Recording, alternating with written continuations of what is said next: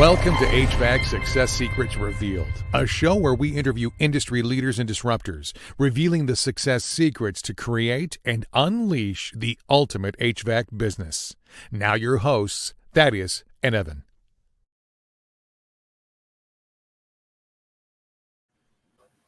Welcome back to another HVAC Success Secrets Revealed, where we have good conversations with good people, and any good conversation worth having is worth having drunk.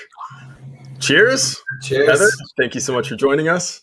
I know that you are unable to partake in the afternoon alcoholic beverages as you are getting your blue belt this evening. So that is exciting. Congratulations on that, by the way. I know what a big deal that is. Yeah, no worries.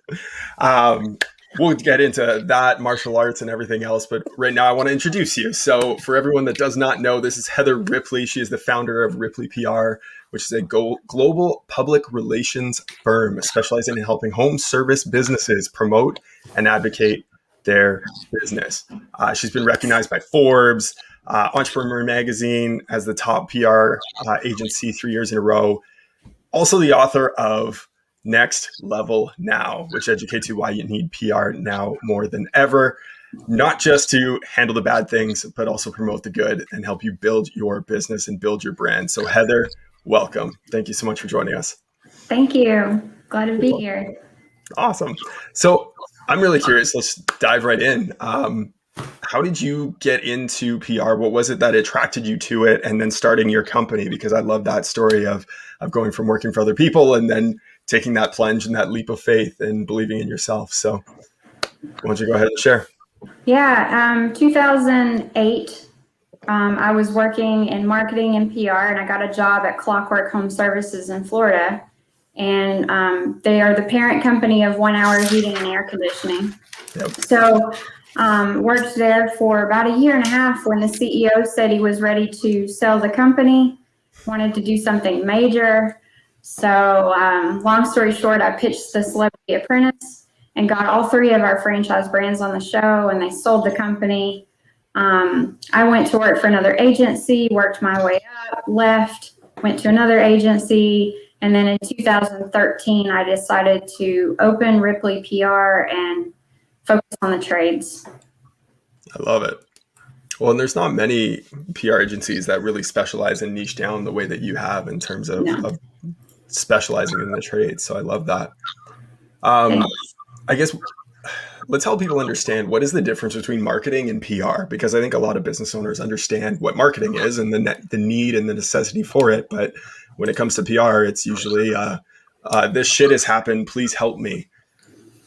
Yeah, PR is so many things, but it really is about building credibility and reputation.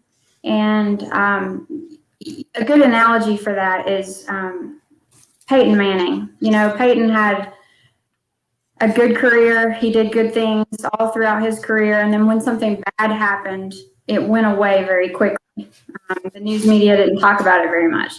So that's the only example I could come up with off the top of my head. But, for a company, when you're doing proactive PR, ongoing publicity about the great things your company's doing, about your growth, about your people, when something bad happens, it's not if, it's usually when. It goes away faster, and the media is more likely to, sweep it under the rug a little bit.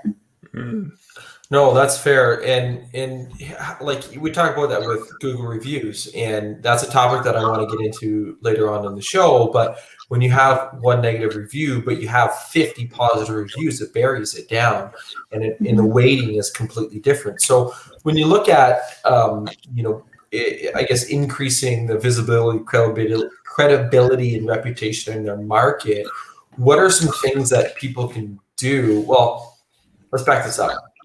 What the heck is a PR strategy anyways? And why is hiring a PR strategist so important for an HVAC company?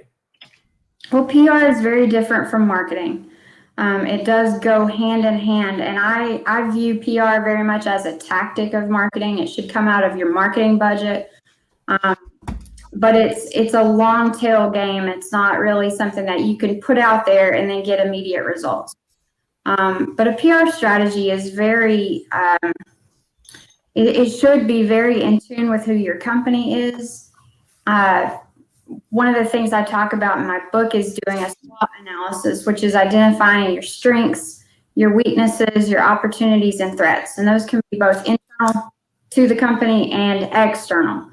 A lot of the external things you can't control. It might be, the fact that it's hard to find good technicians right now. But there's some things that you can do to leverage some of the things that you're doing right in your company to be able to change a little bit of those external weaknesses. So we talk about that in the book and how to perform that.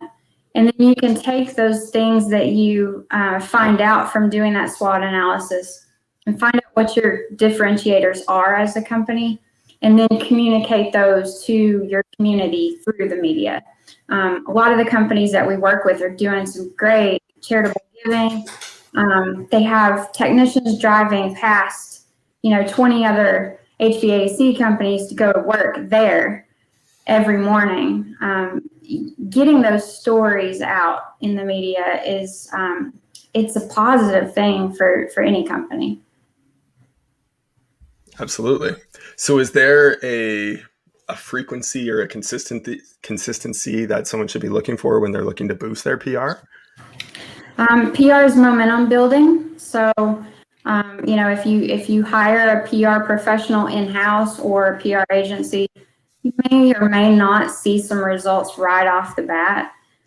But what we found is that if you're doing the right things and you're introducing yourself as a source to your local media, coverage will start and then it'll just keep building on itself. Some of our clients are invited to come back to the TV stations and do an in-studio interview every 5 or 6 weeks. Nice. Which is incredibly valuable because they can then leverage that on their social media. They can leverage it in on the dispatch calls. It's just a credibility boost. 100%. Are there things that you would look for before working with a company in terms of like how established their brand is and things like that? We like to work with companies that get it, that know what they're doing, but that also value PR, because one of the worst things that we can do is get an interview with their local CBS station or ABC or whatever and really get the media interested, and then the owner is like, I'm busy, I don't want to do it. Because then that bridge is burned. Right. So we need partners that understand how hard it is, first of all, to get those interviews and then take advantage of them when they happen.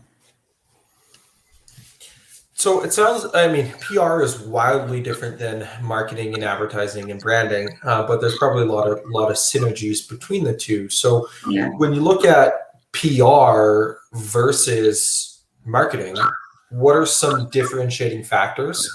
But then when you have those differentiating factors, how can you blend that to make sure that they speak the same language? Good question. And going back to your other question too about what do you look for if you're, if you're looking to partner with a PR professional, I think what's important to know is that there is a difference between the messaging that a PR person puts out than a marketing person. Mm-hmm. We've seen a lot of times where a marketing person writes a press release and it's really an ad. The journalists start to see that and associate ads with your company. And so everything you send them from that point on is sent to their trash. They don't, it's not the same. So what we do is we'll take a piece of some kind of promotion and make it newsworthy. So we'll piggyback on something that's already going on in the news, whether it's hurricane preparedness, or May was National Electrical Safety Month. So, in our electrical contractors, we're doing a lot of panel, forgot what they call it, just assessing the panels So we can make that news by piggybacking on the national electrical safety. There's something going on all the time that we can find something, whether it's a weather event or a national story that we can use. But we have to make it news for the journalists, because otherwise they see right through that promotional message. Absolutely. Well, and so does the audience. Yeah. Right. At the end of the day, everyone loves to buy things, but they hate to be sold. So if you can provide information that's valuable, you're going to have more value to more people. Exactly. Sorry, go ahead, bud. No, I mean, you talk about adding value, and I know that you guys talk a lot about this on a lot of your blogs and some of the interviews you guys have done, the importance of social media and how that plays a role in a company in 2021 and what they can do there. But you look at the adding value, and well, somebody can add a ton of value with social media, especially if it's done the right way. So when you look at attacking and approaching social media from a PR standpoint, what are some of the things that, I guess walk us through your thoughts and your approach to social media from a PR point of view? Yeah, I mean, social media, we do view it as a marketing tool. In a crisis event, you definitely want to have somebody that knows what they're doing, because anything you put out there could be quoted as, from your company, and that could get you in some trouble. But from a standpoint of PR, social media can be a valuable tool if you get the owner to record some videos. We've got clients that the owner is very comfortable on camera and will take his cell phone and record a video of him walking through the office or out in the parking lot if it's snowing, and talk directly to homeowners. And just a short video. But what we can do with that is leverage that and say to the media, he's very comfortable on camera. Here's a couple of clips. And just seeing that presence about somebody can help get those TV interviews, which is, like I said earlier, it's hard to get those. So once you get your foot in the door with your local TV stations and show them that you can do it, they're likely to invite you back. So we recommend putting videos out there on social media. Totally. No, that's I know you mentioned anything quoted in a crisis can be used, in your company. I was in the elevator industry prior, a couple gigs back, and there was a condo building, like a 50-story condo building. They actually had on like the 35th floor, their hot water riser burst, and it funneled tons of hot water into the elevator, and like coming down, and the elevator shorted out, and like people were trapped in the elevator. Like it was in like building was fucked, like, and like everybody all hands on deck. Like I think I lived at that building for 3 days, and it was just nonstop, and you're having meetings every hour. But the company literally called me. I was the account rep. They're like, do not do any interviews with anybody. Do not say anything to a media outlet whatsoever. If anybody asks you a question, you find out who they're with. And if it's anything media related, just say, I'm not the person to talk to. You'll have to talk to so-and-so. Here's their contact info and reach out, right? And that's like, it's a huge time of crisis for that, right? And they don't want to have the wrong slip of the tongue go out there. So it's a very important point, especially for some service-based businesses to have that and know that and have that one person that's trained in that. But the other thing you talked about was TV interviews. And that can be a great form of marketing, free publicity, obviously, if done the right way. How does one, obviously hire you would be one way, but if they wanted to maybe attempt it themselves, how can they get in touch with their local media? What are some things that they can do there in order to be able to boost their credibility with them? I always tell our clients, introduce yourself and be a source. So most TV stations have some sort of contact page, and they'll either show all of their reporters or their producers, or, for news tips, email this address or fill out this form. So think about what you can talk to, what you're the expert at. So if you're, just throwing this out there, if you're a master electrician, you want to talk about being an electrician, some sort of service for electrical. You probably wouldn't want to be a source for plumbing. So know what you can talk to better than anybody else in your market, and then introduce yourself to the media and tell them some of the things that you could come on air and discuss. And a lot of times it just plants a seed. You may not get anything right away, but if there is a weather event or something like that, who knows? They could have printed your email out, stuck it in a file, and then they call you when they need somebody. That's a simple way of saying what we do. I mean, we have a more strategic approach, but I mean, for a small business, you can do a lot of it yourself. But think about what you could talk to better than anybody else in your market and go after that. Well, Brilliant. Brilliant idea. Think about how you can talk to it and go after that, but you can also use that same research that you've just done as content pieces for your business now to put those out onto social media. So now that you've got all these ideas of, hey, I'm an expert, here's the pieces that I can talk to in the media. Well, now you start doing your own pieces and you put that out onto your social media, and now you've even elevated yourself even further because you have all of that data already there. So great stuff from that itself. Yeah, that was the thing that I was going to say as well is don't wait. Like, yes, take the initiative to get there in front of however many news stations you can, and not just TV, but radio as well, right? They do call-in shows all the time. So put yourself out there and express that, but then take action on it immediately and just do it. Pretend that you're on the camera talking for your 30-second, minute-long segment, and just do it. And talk about it. Give a tip, right? It's the other thing is a lot easier to document than create, right? When you see something go wrong in the field, that's usually happening anyways at a certain time of year, talk about it. Yep. Yes. Well, the other thing too, and you might be able to speak a little to this, not everybody's good on camera, but you can learn to be good on camera. So I guess if somebody wants to undertake the strategy of, finding these tips, recording the content, getting TV interviews, what are some things that they can do to prepare themselves so they don't look like an ass? Yes. They don't royally shoot the pooch and fuck themselves even worse because they didn't prepare in advance. So what are some things that somebody can do? Yeah, I have a chapter in the book on media training, and that's a very important piece of what we do, because once we get that story, we want you to look good. We want you to present yourself well. One of the things that I think surprises people is you don't want to be too perfect. It comes across as fake.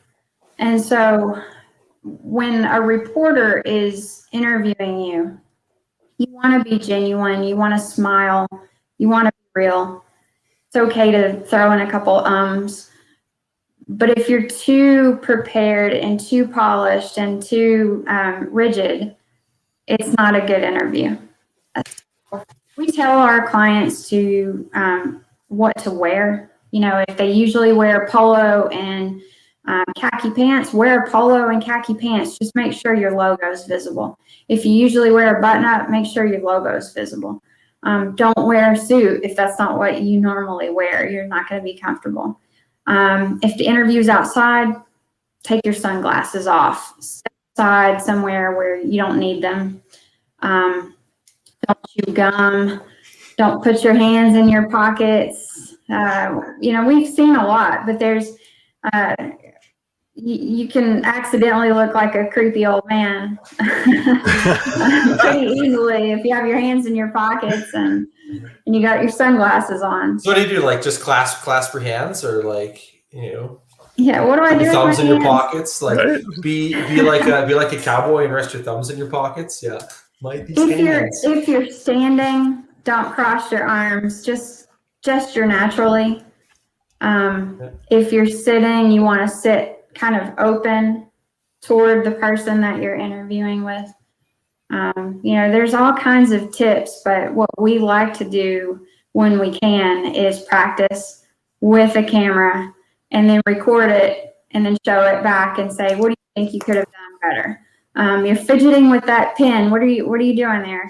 Sometimes you don't even realize you're doing it until you watch it back and you're like, oh my 100%. So, but you don't realize that. Like, I know in our show, when I've watched previous episodes and some of the content that I put out, I'll watch all my videos again once I have them live and notice things that I've done incorrectly. I used to wince a lot and like make these eye twitches or whatever in some of my videos, and like straight up used to do that. And then I started seeing that and it's like, oh, it's such a bad look. Oh, that's such a bad look. So I worked on getting those out. It's the same with those gap fillers, like the the ahs. I once ran a training seminar. It was like 3 days of training, 8 hours a day. And at the end of the first day, one of my buddies, he was actually in the training seminar. He's like, dude, you said, I can't remember the word. He said, you said this word 125 times in the last half of training. I was like, holy fuck. And I'm like, tell you what, by the end of the third day, I'll have it gone. And he's like, why do I gotta be gone? By the end of that training, I asked him how many times I said it on day 3. He's like, 3. Because you're aware of that, right? But you don't know that unless you can actually monitor yourself and see yourself doing those things. So definitely. Well, and oftentimes we're our own worst critic, right? Yeah. So I love that philosophy of let's just record it and just ask them. That way we don't have to be the bearers of bad news. We don't have to tell you how shitty you look. You can tell yourself how shitty you look. That's great. Random question generator time. Question generator time. I love this. It's actually a 2-part question. I'm going to not...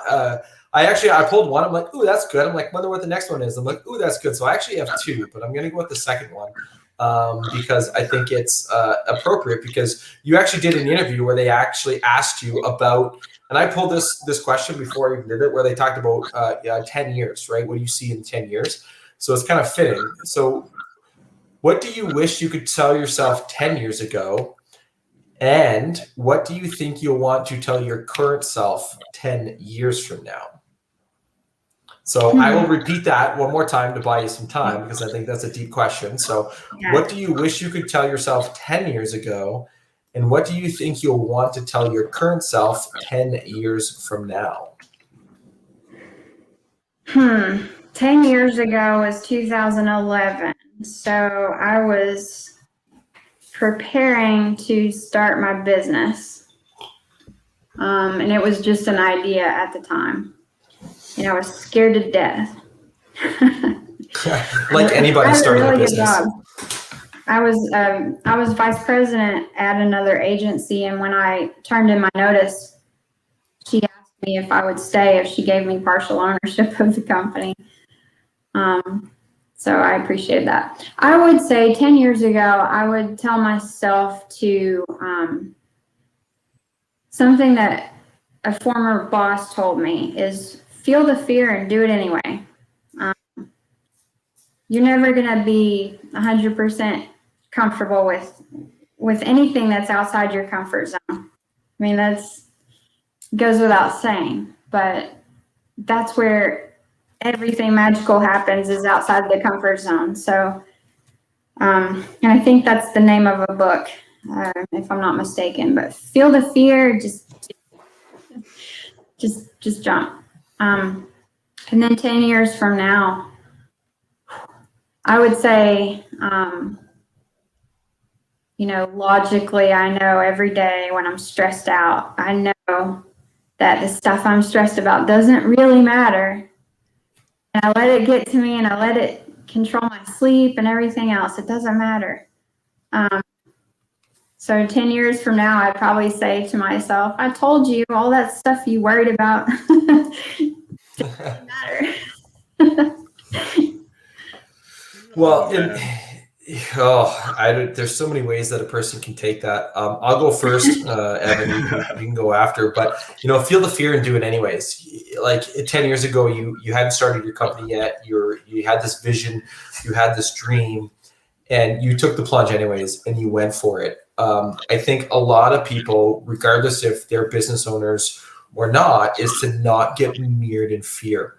Don't let the fear grip you to be able to do your business. I even myself, 10 years ago, where was I at? I'm trying to think 10 years ago, but it wasn't. I was trying to think when I started at the magazine business, the magazine industry. It was the same thing. Like my father was one of my biggest advocates, right? Is to say, okay, well, are you scared? Yeah. He's like, okay, well, that's probably a good thing that you're scared to be able to go out and start this business, that you had. So it's a powerful thing to just do the action, because when you do, you lose the fear. The fear goes away by actually putting those thoughts into action. So key point. And I think everybody could use that advice today, 10 years ago, 5 years from now, 10 years from now, even. Phenomenal advice. Yeah, it's funny. My wife and I were just talking about fears earlier today. So the appropriateness of the conversation and that is very meaningful to me. So I appreciate that. Yeah. And yes, don't sweat the small stuff. Good God, I cannot tell you the amount of wasted time, energy, tears, sweat over shit that didn't matter. Yep. Yes. Yeah, I love it. And sometimes it's hard to see outside of it when you're currently in it. Yeah, right. It feels like the world's ending. 100%. It's just it's like, I'll use my example of just recently moving 2.5 weeks ago, right? Like my sleep was absolutely, I don't sleep at the best of times, but my sleep was absolutely garbage, those 2 weeks leading up to the move. Why did I lose sleep over the move? Everything went without a hitch. We're in our house. We love it. It's amazing. It's great, right? And so now it's just like, why did you worry about that? But again, because you're in it, it's tough to do that. So, and see beyond that. Totally. All right. Shifting gears, actually a question that I asked earlier, but I think we kind of answered it, was the credibility in your marketplace. But one of the things that's coming up, and I hear everyone complaining about the supply chain shortages that are happening or about to happen. And some people are like, I got a warehouse full, I'm good. Other people are like, I can't even get the basic parts. I was chatting with a neighbor and their home builder, and they're waiting for their trusses. They're not going to be delivered until September, so they're missing out on like a big season, right? So it affects multiple industries across the board. But if you're an HVAC business, how can you position your company if you are facing the supply chain shortages? How can you position your company to avoid that bad rep for not being able to get the equipment in? But not only that, how can you save a customer with that messaging? That's a good question, and I haven't given that a whole lot of thought, because most of our clients, at least right now, are saying that a lot of their competitors are running out, but they have inventory. So I guess we've been fortunate enough to be able to spin that message as, hey, if you think you're going to need an HVAC unit in the next year, you might want to jump on it now, because there is a national shortage, even if you might not feel it yet. So great positioning great positioning for somebody that has the equipment. So I guess let's pivot the question a little bit then. And so if a company has tons of supply, and I know you kind of already answered that, a little bit, what is some messaging and some PR strategies that they can take if they have the equipment, if they've got the warehouse? Like I saw one video, so I can't remember where, but he was walking through their warehouse and like thousands of units just in their warehouse. Yeah. Well, recently, a couple weeks ago, we have a client in Virginia that is HVAC, plumbing, and electrical, and he said he doesn't have any problems with HVAC units, water heaters, but generators are low in his market. He has a bunch. So what we did was we reached out to the media and said, that there's a shortage of generators right now, but, this local company is installing next day a lot of times. So that just that little piece of doubt At the beginning of the story, there's a shortage, and then you tell the media that this guy's installing next day. Like, that becomes a positive story out there, so they're likely to cover it. So I would say that the same message could apply to HVAC units as well, depending on the brand. And that, many of our clients are working with multiple brands and have a supplier in-house. So we haven't actually had that come up yet. So I need to give that some thought because I'm sure it will. Well, great question. Glad that we can help provide some thought-provoking things, there for you, right? So, well, let's get into this then, because the most common and frequent bad publicity that a company faces right now is negative Google reviews. It comes at you unexpectedly sometimes, and there are ways to spin that into something positive and to make yourself look a little bit better. So what do you find are some of the best practices in terms of responding to those negative reviews and making yourself look as best as you can on the other side of them? We tell our clients to remember that negative reviews, we know they could be from a former employee. We know they could be from your competitor. I mean, just being honest, but they could also be legit. But rather than focus on who wrote it, like, just get that out of your head right now. Write a response as if you're talking to all the other potential future readers out there, because ultimately that's more important, especially if it's a fake review that you're not going to make that person happy. So just keep in mind that the fact that you respond quickly and show that you care, that goes a long way with customers who are doing research about your company and reading those, because ultimately that's what they want to see, is somebody who cares and somebody who responds, somebody who looks like they're taking care of it. But we always recommend that you take it offline. Some of our clients will, we write their review responses for them, but some of them want to give their cell phone number out. And they say, call me directly. Here it is. Do they ever call? Sometimes, but not likely. But just the fact that you put that out there, or at least if it's a general manager or somebody like that, put their name there. Mm-hmm. And if possible, reach out to the client. Say, we have your information. We're going to call you. That way it looks more proactive. But if you don't have their contact information, sometimes it's, you were at my mother's home and I don't like how you did this. And you have no way of getting in contact with that person. Right. Just write the response as if you're talking to all the other readers out there.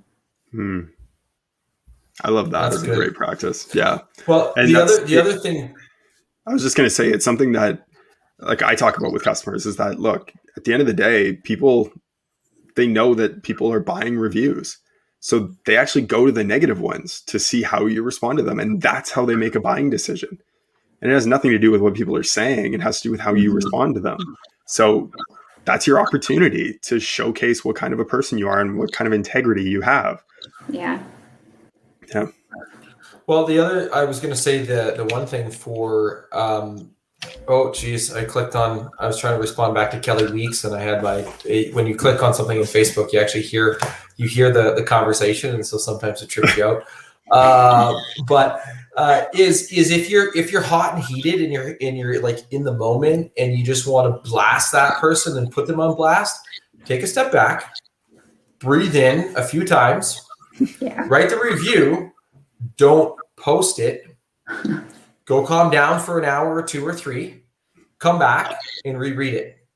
And that's the big thing that you want to do, is to, I think my wife is, I don't know what she's doing. I have the window open out front, and she's walking away, and she was waving and going down an elevator thing, and it was.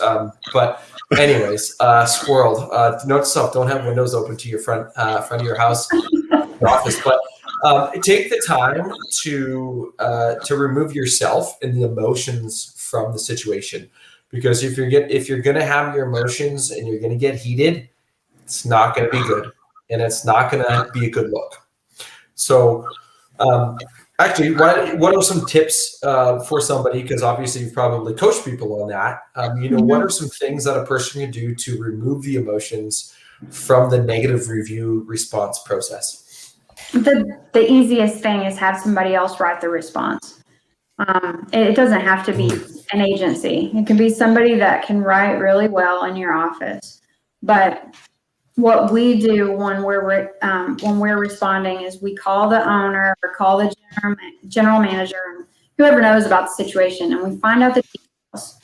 And then we write a response and we run it by the owner. And they'll usually add some things that sometimes are anger, and we'll have to remove those things and send it back again, another draft. And sometimes it goes back and forth, but removing the emotion from it is hard when you're personally attacked. Which, I mean, any business owner is going to feel personally attacked when somebody is bad-mouthing your company online. So it's easy to do, but have somebody else respond. Just try to keep it as helpful and as friendly as possible. Use their name. Thank you, Sarah, for your review. Blah, blah, blah. Oftentimes just using their name calms things down a little bit too. So there's some tricks like that when you're responding that you can put in there. Love it.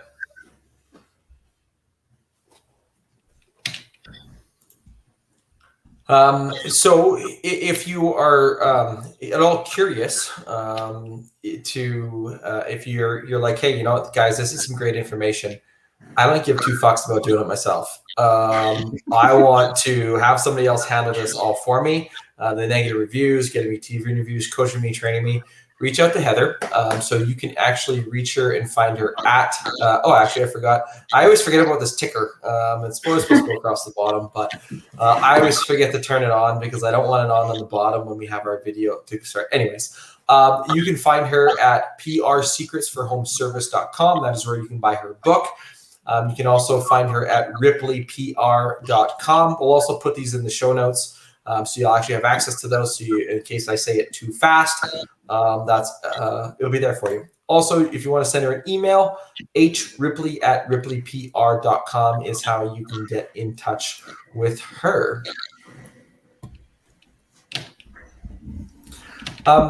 As we start to wrap things up, and by no means are we done, wanted to chat a little bit about some of the things that, in terms of the marketing, right? Obviously we have a marketing company that we do. The show is part of our value-added service. But when you see somebody in their marketing, what are some things that you're seeing companies do incorrectly in their marketing messaging from a PR point of view? I guess my pet peeve in marketing is if you don't have a professional proofreader before your ad goes live or your billboard, make sure somebody proofs it. No, I really think hiring a professional marketer is important. You may be able to find somebody on Fiverr, one of those sites, and get a logo for $dollars, but you're going to have the same logo as somebody else. And I can't tell you how many times we've had clients contact us about, hey, we're rebranding the company after 50 years, and they pay somebody this ridiculously small amount of money to come up with a new brand and logo design for them. That's terrible. And then they didn't do the research, and somebody already owns that company, and they've launched it and done all this stuff, and then they screwed up. So, you mean the flame and the snowflake being like the most common logos in HVAC? Not to, by the way, if you're watching and you have a flame and a snowflake, that's fine. It is what it is. But that's one thing that very common. Very common. It is one of the most common things. that you can see. So. Yeah, it should be memorable, but hire a professional. What's that quote? If you think hiring a professional is expensive, try hiring an amateur. Right. Right. Lawsuits and everything are way more expensive than just paying somebody right off the bat to do it well. Yeah, well, and let's be real. The Fiverr gigs are. I mean, people will turn to that, but it takes a lot of time to go through a lot of people to find out the right person that may or may not even work. And even then, it's still questionable because they may not necessarily have the expertise. They rely on you to provide all of the info to them, and they just follow instructions. They don't have the creative branding process that goes into things, right?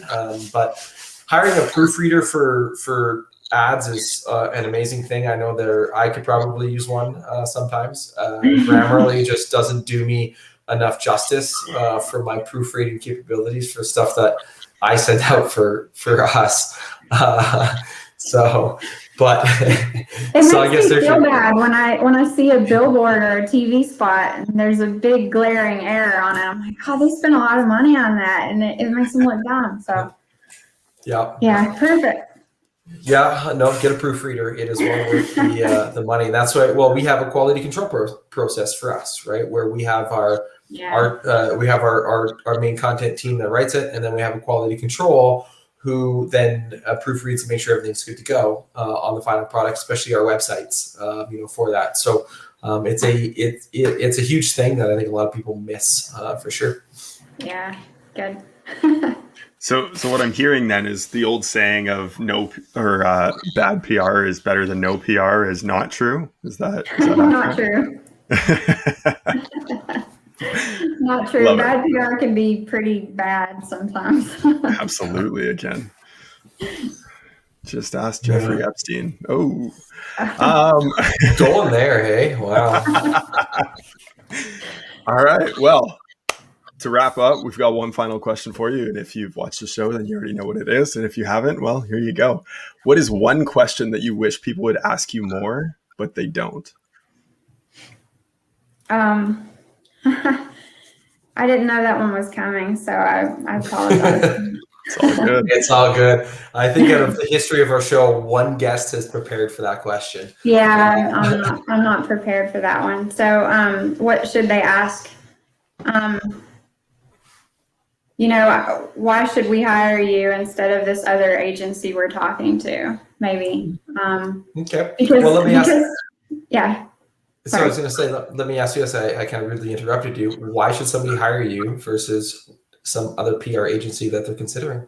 Sometimes they shouldn't. Sometimes they should hire the other agency. Okay. I mean, it depends on their goals. We've had clients want us to introduce them to the who's who in their market. For whatever reason, they want to know all the up and comers. They want to know the who's who. And that's not what we do, but that is what some agencies do. So if their goals are to raise awareness of their home service company, get ideas for press announcements, events, charitable giving, partnerships, if they want to be acquired at some point in the future, 2 years, 5 years from now, or if they want to acquire other companies, then I could answer that question and say, you should hire us. We've done all of that before, and here's what we've done for other people. But that, the answer is not always you should hire us. Sometimes they should hire somebody else that, specializes in that particular need that they have. Perfect. Well, and that's, an honest answer, right? We have the same thing. Not everybody should hire us, right? Depending on what their goals and their needs are, but you don't know unless you have that conversation. So, which is good to see. So, thank you. Sorry, I was reading the one comment that we had to see if, right. So he's just saying he had a negative review and glad that he waited to respond back, right? Because you take your time, right? And that's a big thing. So Thank you, Heather, for taking the time out of your day here today. Good You're luck on welcome. your promotion. Well, I guess you're already going to receive it. I think I passed my test, so. Perfect. So I guess you'll find out tonight. I'm sure with doubt in our mind and your mind that you will be receiving your blue belt tonight. So congrats on that. Thank you again for taking the time to sit and chat with a couple crazy Canadians. So until next time, cheers. Cheers. It was fun. Thank you. All right. No worries. So, all right. Well, thank you for watching another episode of HVAC Success Secrets Revealed. Before you go, we've got two things. Number one, join our Facebook group, facebook.com/groups/HVAC Revealed. The other thing is if you took one golden nugget out of this show, no matter how big, no matter how small, all we ask is for you to introduce this show to one other person in your contacts list, so they too can unleash the ultimate HVAC business. And